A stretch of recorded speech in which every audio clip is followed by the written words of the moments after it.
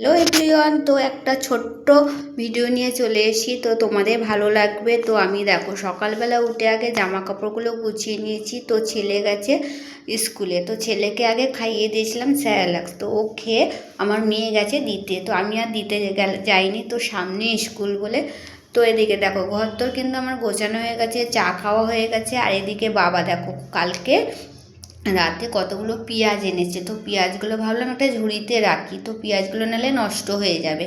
তো দেখো অবাক কাণ্ড, পেঁয়াজের মধ্যে কাটি কচু।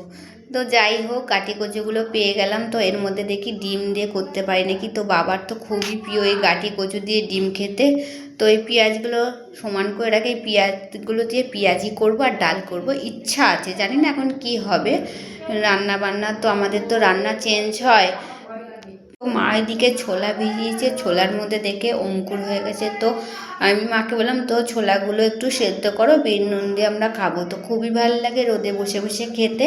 আর ওদিকে দেখো ছেলে চলে আসছে, গলা পাচ্ছি যে ছেলে চলে আসছে, মানে ও দিদির সঙ্গে বকতে বকতে আসছে ম্যাডাম কি করেছে ওকে, কি পড়িয়েছে না খেলিয়েছে। তো আমাকেও একটু গল্প বলে দিল। তো আবার বলছে তুমি আমাকে তো দিয়ে আসোনি, এই বলছে বলছে দিদি দিয়ে এসছে, ম্যাডাম কি করেছে।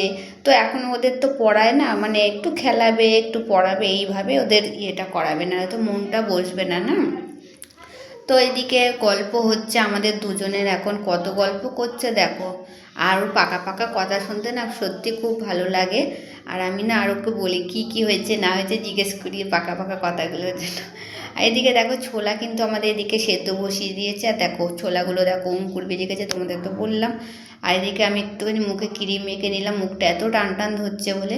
তো আমি মুখটা ভালো করে ক্রিমটাকে মেখে নিয়েছি। তো একটু লিপ বামও দেবো, লিপ বামটা আমার মেয়ে একটা দোকান থেকে কিনেছে, এত ভালো মানে লিপ বামটা আমি সকাল হলেই লিপ বামটা দিই। তো লিপ বামটা সত্যি খুব ভালো। আর এদিকে দেখো বাবা বাজার থেকে এসছে বলে কত গল্প করছে বাবার সঙ্গে। তো ভিডিও কেমন লাগলো অবশ্যই কমেন্ট করে জানিও। চলো টাটা।